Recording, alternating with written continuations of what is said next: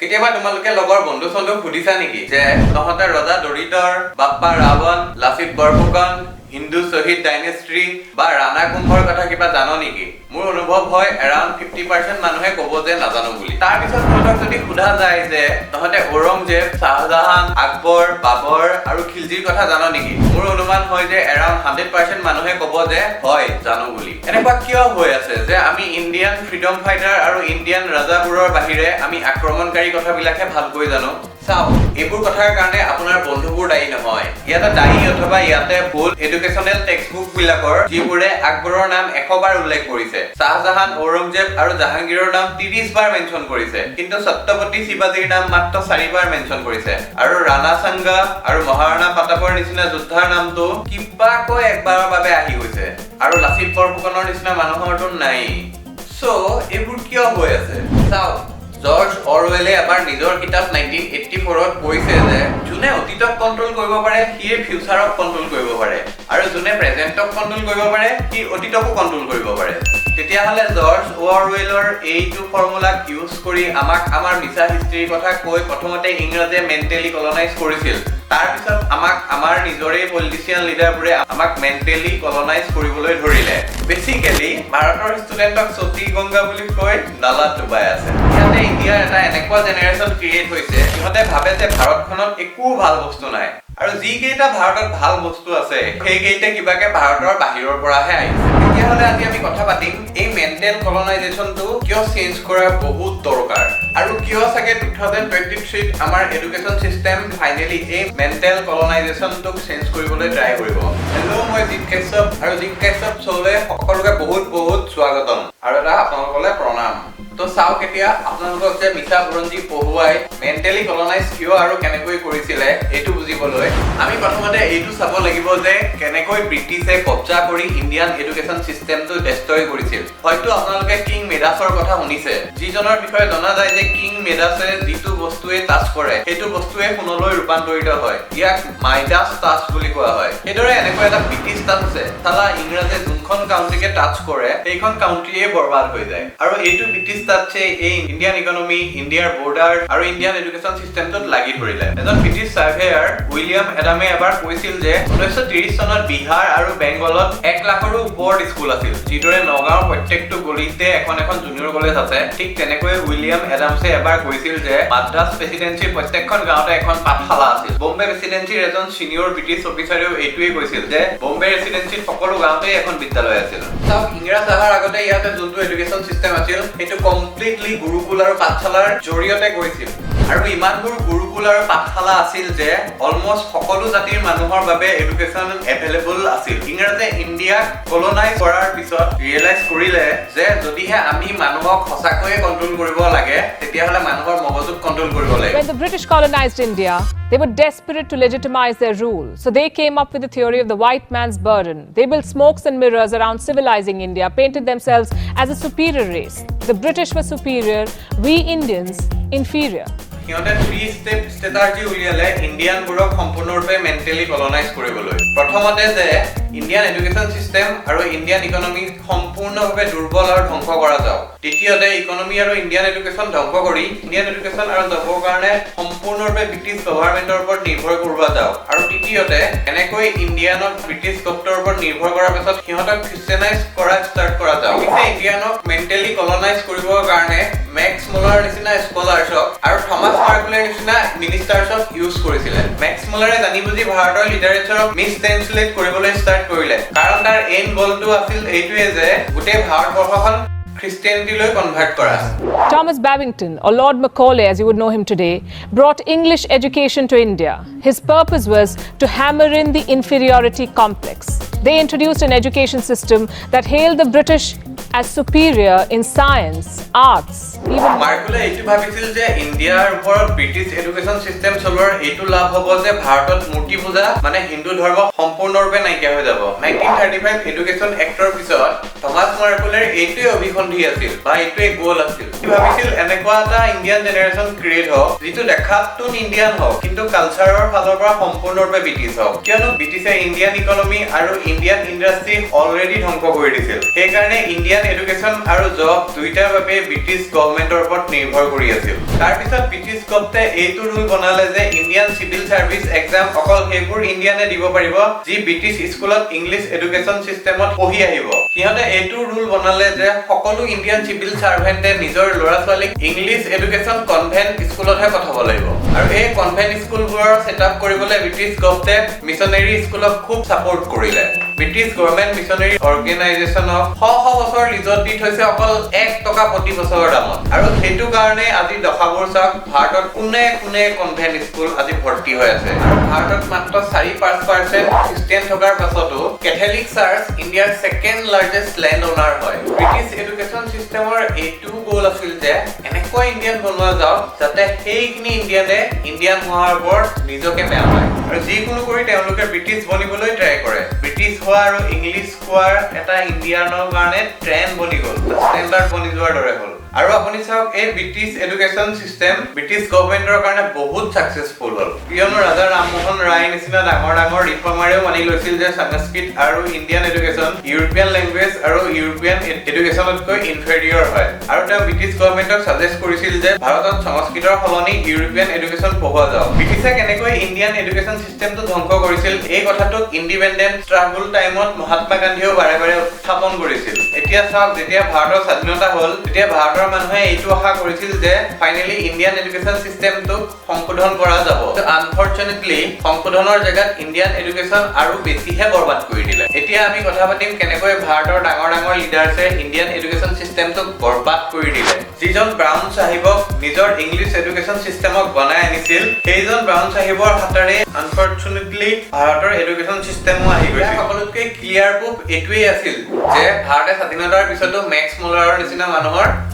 স্থান বনালে সেইজন মেক্স মুলাৰ যোনে ভাৰতৰ কালচাৰ হিপাই হতি উঘালি পেলাবলৈ বিচাৰিছিল আৰু গোটেই ভাৰতখনক খ্ৰীষ্টিয়ান বনাবলৈ ট্ৰাই কৰিছিল মানে এইটো এনেকুৱা কথাই হ'ল যে কংগ্ৰেছ পাৰ্টিয়ে নৰেন্দ্ৰ মোদীৰ স্থান উঠিয়াই আছে যদিও নেহেৰু ডাঙৰীয়াই এইটো মানিছিল যে সংস্কৃত লেংগুৱেজ আৰু সংস্কৃত লিটাৰেচাৰ ভাৰতৰ সকলোতকৈ ডাঙৰ কালচাৰেল খাজানা তথাপিও তেখেতে ইণ্ডিয়াত সংস্কৃতটো এজ এ লিংক লেংগুৱেজ হিচাপে প্ৰমোট কৰিবলৈ একোৱে নকৰিলে এতিয়া কি কৰা যায় নেহেৰু ডাঙৰীয়াই এডুকেশ্যন কাশ্মীৰ অক্সাই চীনৰ কাৰণে বেছি টাইম নাপালে নে কিছুমান বেলেগ ধান্দাত বিজি আছিল চাওক নেহেৰু ডাঙৰীয়াই অকল 3টা বস্তুৱে বিচাৰিছিল নন এলাইনমেন্ট সোশিয়েলিজম আৰু এডমিনা আৰু সেইটো সেকুলাৰিজম ফলো কৰি ভাৰতত যিখনহে নতুন এডুকেশ্যনেল ইনষ্টিটিউট ক্ৰিয়েট হ'ল তাৰ অধিকাৰ প্ৰফেচনেলক দিয়া নহ'ল কিন্তু ইউৰোকেটছ আৰু বাবুজক দিয়া গ'ল যাৰ ইমান এলিট প্ৰিমিয়াৰ ইনষ্টিটিউচন চলোৱাৰ না কিবা এক্সপিৰিয়েঞ্চ আছিল না কিবা আইডিয়া আছিল সেইকাৰণে ভাৰতৰ হায়াৰ এডুকেশ্যনত ইমান ছাকচেছ হ'ব নোৱাৰিলে যিমান হ'ব লাগিছিল এইটো নেশ্যনেলাইজেশ্যন অফ এডুকেশ্যনৰ পৰা ভাৰতৰ Nobel prize winner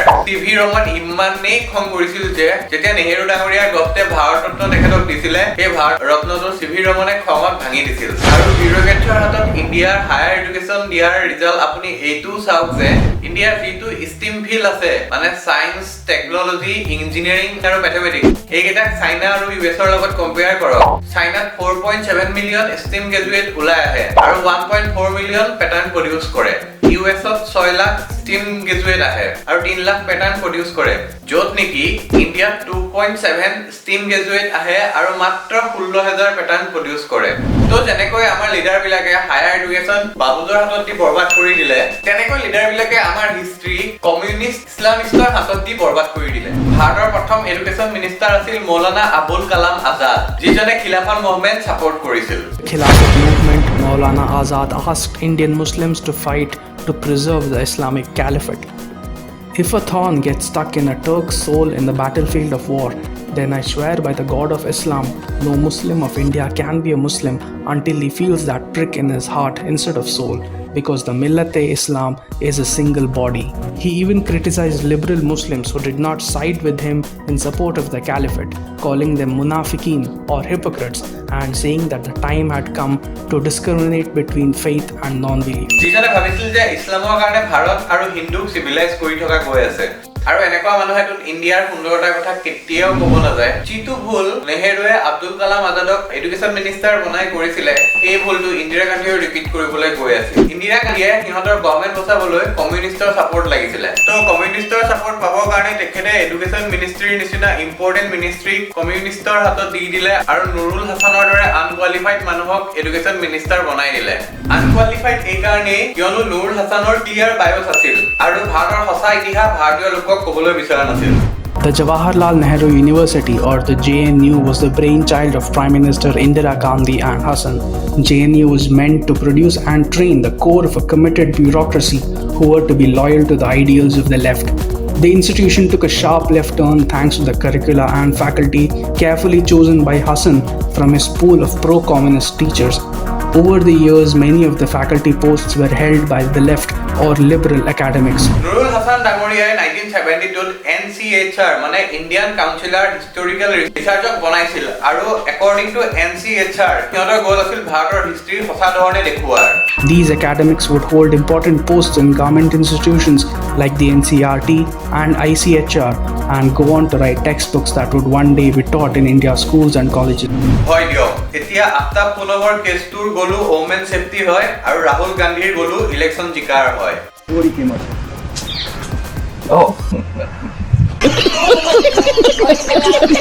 Nurul Hasan আৰু আব্দুল কালাম আজাদৰ ইছলামৰ প্ৰতিও বেছি প্ৰশ্ন তুলিবলৈ বিচৰা নাছিল আৰু তাৰ ৰিজাল্ট এইটো হ'ল যে আমাৰ হিষ্ট্ৰী এক্সট্ৰিমলি লেফ্ট লাৰ্নিং পাৰ্সপেক্টিভত শিকোৱা গ'ল আৰু ইছলামিক দিনৰ ৰাজত্বৰ কথাও সঁচা কথাবোৰ ভাৰতীয় লোকৰ পৰা লুকুৱালে। তেনেকুৱা ধৰণে যেনেকৈ ইৰফান পাঠানে নিজৰ ঘৈণীয়েকক তম্বুৰ তলত লুকুৱায়। ভাৰতৰ মানুহক বেছিকৈ বাহিৰৰ পৰা অহা আক্ৰমণকাৰীক দেখুওৱা গ'ল আৰু লাচিত বৰফুকন, বাপ্পা ৰাউল, শিৱাজী আৰু মহাৰাণা প্ৰতাপৰ নিচিনা মানুহৰ কথা খুব কমকৈ কোৱা গ'ল। তেওঁলোক বেচাৰা কেতিয়াও ভাবিছিল চাগে চালাক কনভাৰ্টে হৈ যাব লাগিছিল, কমচে কম হিষ্ট্ৰী এক্সামততো আমাৰ নাম আহি গ'ল হয়। আৰু যিসকল হিষ্টৰিয়ানক নুৰুল হুছেইনে NCHR আৰু NCRTত ভৰাইছিল সেইসকলে অকল জোৰাতাপলি মৰা হিষ্ট্ৰীকে পঢ়াইছিল। তেনেকুৱাই নহয়, ভাৰতৰ ডাইৰেক্টলি পলিটিক্সত জোৰ জবস্তকৈ সোমাইছিল। ইহঁতে 1990ত হিন্দুক ৰাম মন্দিৰ উভতাই পোৱাত ৰখাইছিল। And in the 80s, Muslims were almost, many of the Muslims, then top leaders were also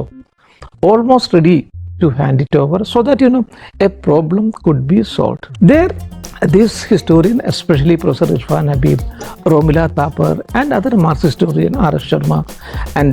Dr. Jeet, they came forward. They were all historians, they were not archaeologists. They came and they said, no, it has been, the place has been excavated by Professor B.B. Lal. And he did not find any material from there. And so, Muslims, you should not hand it over the place to Hindu community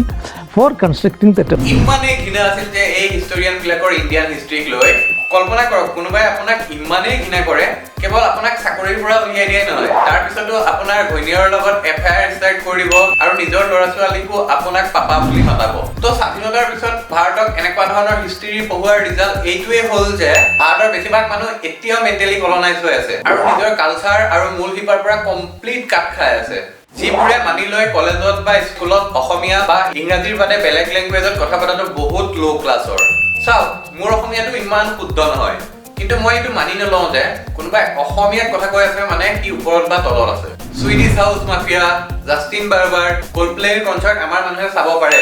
কিন্তু আমাৰ folk ছিংগাৰৰ কনচাৰ্টবোৰ কুল বুলি নাভাবে। চালচা আৰু জাজ শিকিবলৈ যায়, কিন্তু ভাৰত নাট্যম শিকিবলৈ আগ্ৰহী নহয়। যেনেকৈ আকবৰক ভাল পায়, কিন্তু যাৰ তুলনাত মহাৰাণা প্ৰতাপক ভাল পোৱাটো হিংস্ৰ কৰি দিব পাৰে। যোনে লণ্ডনৰ মিউজিয়ামত চুৰি কৰা সামগ্ৰী চাবৰ কাৰণে যায় 1000 টকা খৰচ কৰি, কিন্তু আমাৰ আছাম মিউজিয়ামলৈ কোনো নাযায়, যদিও তাত সকলোবিলাক সামগ্ৰী আমাৰে। কিন্তু 2014 চনৰ পৰা দেশত বহুত পৰিৱৰ্তন হ'ল। চবতকৈ প্ৰথমতে বিজেপিয়ে বহুত সংখ্যক ভোটত জিকি আহিল। যেতিয়া বিজেপি জিকি আহিল, তেতিয়া প্ৰাইম মিনিষ্টাৰ নৰেন্দ্ৰ মোদীয়ে মানুহৰ আগত ডাঙৰ প্ৰমিছ কৰিছিল যে মিছা হিষ্ট্ৰী আঁতৰাব লাগিব আৰু ভাৰতৰ মানুহক তেওঁলোকৰ বিকৃত নকৰা সঁচা ইতিহাস পঢ়ুৱা যাব। हमारे हजारों वर्षों की जीवंतता, हमारे पराक्रम की निरंतरता, यही भारत का इतिहास है।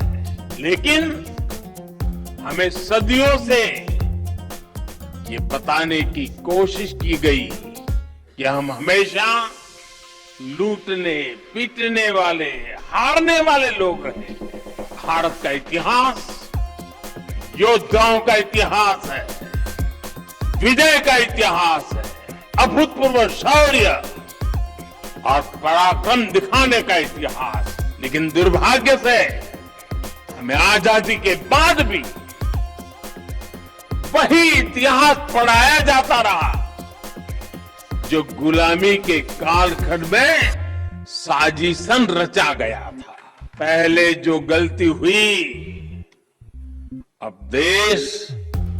उसे सुधार रहा আনফৰচুনেটলি 2014 পৰা আজিলৈকে সেই প্ৰমিছটোৰ এইটোৱে অৱস্থা হ'ল যিটো 3rd বা 4th জানুৱাৰী অহাৰ লগে লগে আমাৰ নিউ ইয়াৰ ৰিজলিউচনটোৰ হয় আজিও আমাৰ স্কুলত এনেকুৱা টেক্সটবুক পঢ়াই আছে যিবোৰে সেই লেফ্ট হিষ্টৰিয়ানবোৰে লিখি দিছিল আজিও ইউপিএসসি কাৰিকুলামত সেইবোৰ টেক্সটবুক ইনক্লুড হৈ আছে সেইটোৱে ইউপিএসসি এক্সাম যিটোৱে ভাৰতত টপ বা মুৰব্বী নিৰ্বাচন কৰে সেইবোৰে টপ মুৰব্বী যোনবোৰৰ ওপৰত দেশৰ ডাঙৰ ডাঙৰ পলিচি যিবোৰৰ ওপৰত ভাৰতৰ গভ আৰু ভাৰতৰ মানুহ নিৰ্ভৰ হৈ আছে এই টপ মুৰব্বী বিলাককো জোৰাটাপলি মেৰা হিষ্ট্ৰী পঢ়াই আছে কাশ্মীৰ ফাইলছত ঠিকেই কৈছিল ভাই গভৰ্ণমেণ্টখন সলনি হৈ গ'ল কিন্তু সিস্টেম এতিয়াও আমাৰে আছে আৰু আনফৰচুনেটলি 8 বছৰ গভ চেঞ্জ হোৱাৰ পিছতো আৰু ইমান ডাঙৰ প্ৰমিছ কৰাৰ পিছতো গভতে ইণ্ডিয়াৰ মানুহক সঁচা ইতিহাস পঢ়াই থকা নাই ভাৰতৰ মানুহক সঁচা ইতিহাস প্ৰাইভেট ইণ্ডিভিজুৱেলছে পঢ়াই আছে যিবিলাকে নিজৰ পেছন ফলো কৰি আছে কিন্তু হয়তো 9 বছৰীয়া প্ৰমিছ 2023 পূৰণ হ'বলৈ গৈ আছে নেশ্যনেল এডুকেশ্যন পলিচিৰ লগত এই পুৰণা এডুকেশ্যন পলিচি আছিল এইটোৱে universal access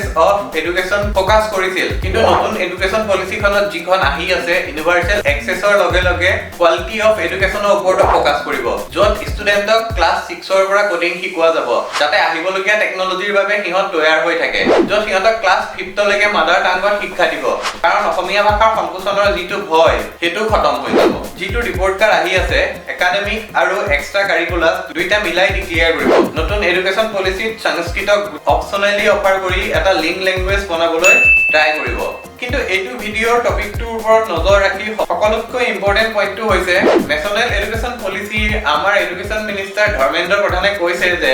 According to Dharmendra Pradhan, students will be taught the corrected version of Indian history under the National Education Policy. 2023 26 January onward ভাৰতৰ সকলোবোৰ ষ্টুডেণ্টক কাৰেক্ট হিষ্ট্ৰী পঢ়োৱা যাব এখন কমিটি বনোৱা গৈছে যি এনেকুৱা কিতাপ পাব্লিছ কৰিব যিবোৰত আনবায়স আৰু সঁচা ইতিহাস আমাক শিকোৱা যাব তেওঁ কৈছে যে অকল ভাৰতৰে ষ্টুডেণ্টক নহয় সম্পূৰ্ণ পৃথিৱীকো ইণ্ডিয়ান চিভিলাইজেশ্যন আৰু কালচাৰৰ সঁচা কাহিনী জনোৱাৰ বহুত জৰুৰী তেওঁ কৈছে যে ভাৰতৰ যোনবোৰ আনচাং ফ্ৰীডম ফাইটাৰ আছে স্পেচিয়েলি নৰ্থ ইষ্ট সাউথ ইণ্ডিয়াৰ আৰু এনেকুৱা জেগাৰ যিবোৰ ভাৰতৰ মেইন ষ্ট্ৰীমে নাজানে তেওঁলোকৰ কথা গোটেই ষ্টুডেণ্টক শিকোৱা যাব যিবোৰ এমিন ওমেন পাৰ্চনেলিটি অকল ইংৰাজৰ লগতেই নহয় মোগলৰ লগতো ভাৰতৰ স্বাধীনতাৰ বাবে যুদ্ধ কৰিছিল তেওঁলোকৰ বিষয়ে ষ্টুডেণ্টক শিকোৱা যাব ইনফেক্ট তেওঁ কৈছে যে এনচিয়েন্ট ইণ্ডিয়াৰ ফিলচফি আৰু লিটাৰেচাৰো ইণ্ডিয়ান ষ্টুডেণ্টক শিকোৱা যাব আমাৰ দেশ এখন সেকুলাৰ দেশ হ'ব লাগে কিন্তু এটা চিভিলাইজেশ্যনেল ষ্টেটো থাকিব লাগে য'ত ইণ্ডিয়ান চিভিলাইজেশ্যনৰ ফাৰ্ষ্ট এমং ইকুৱেল ট্ৰিটমেণ্ট দিয়া যাওক মই এই ষ্টেপকেইটা ছাপোৰ্ট কৰোঁ কিন্তু এনেকুৱা ধৰণৰ প্ৰতিজ্ঞা 8 বছৰৰ পৰা শুনি আহি আছো আমাক এতিয়া শব্দৰ নহয় একচনৰ দৰকাৰ আমাৰ শৰীৰটোক যিমানেই ডিকলনাইজ কৰাৰ দৰকাৰ আছে সিমানেই দৰকাৰ আছে মগজুটোক ডিকলনাইজ কৰাৰ কাৰণ চাওক এটা সিংহক যিমানেই খুৱাই ষ্ট্ৰং কৰি নলওক কিয় সি তাৰ মগজুৰ ভিতৰত যদি ভাবি থাকে কি এটা নিগনি বুলি তেতিয়াহ'লে তাক যিমানেই শক্তিশালী কৰা নাযাওক কিয় সদায় সি ভয়তে বলাই ফুৰিব মোদী ডাঙৰীয়াই এই দেশখনক এটা প্ৰমিছ কৰে আৰু মই বিচাৰো যে মোদী ডাঙৰীয়াই সেই প্ৰমিছটো পূৰণ কৰে আৰু মই খালি সুধিব বিচাৰিছো নিউ এডুকেশ্যন পলিচিত বিশেষকৈ হিষ্ট্ৰীটো কেনেকৈ ধৰণে পঢ়োৱা যায় আপোনালোকে তলত কমেণ্ট কৰি পেলাই ক'ব আৰু যদি এনেকুৱা নতুন ভিডিঅ' বিচাৰিছে তেতিয়াহ'লে আপোনালোকে লাইক কৰিব ছাবস্ক্ৰাইব কৰিব আৰু ঘণ্টা আইকন